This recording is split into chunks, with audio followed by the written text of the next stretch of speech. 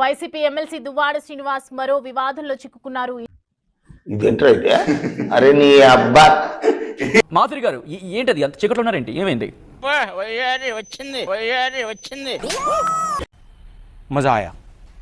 తన ఇంటికి current connection తొలగించడంపై Duvvada అధికారిపై ఆగ్రహాన్ని వ్యక్తం చేశారు. రాత్రి మా ఇంట్లో కరెంట్ లేదు.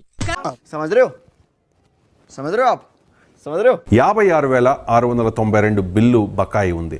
ఇంతకాడికి వచ్చేపోయే నలుగురు దగ్గర ఒంటెలు తాగినా బెటర్ కదరా.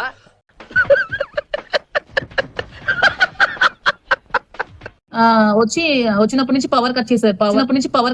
పవర్ కొట్టుకోండి ఇద్దరు కూర్చో జుబ్బక్.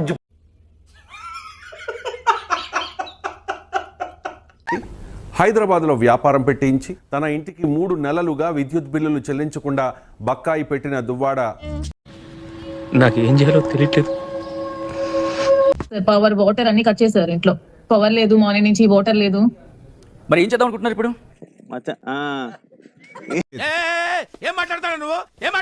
కానీ దువ్వాడ శ్రీనివాస్ మాత్రం పవన్ విషయంలో తన నోటి దూలను తగ్గించుకోవడం లేదు.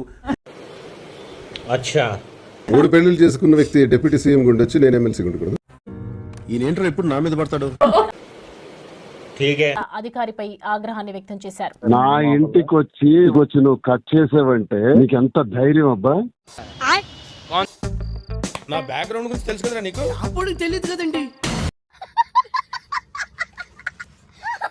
ఎవరితో పెట్టుకుంటున్నావు నువ్వు? ఎవరితో మాట్లాడుతున్నావో తెలిసే మాట్లాడుతున్నావా?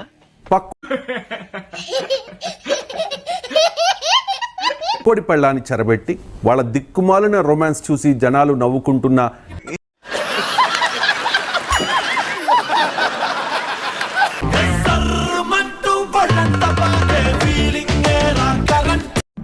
మేము మిమ్మల్ని ఎర్రిపుకులు చేయటం లేదు, మీరే ఎర్రిపుకులు.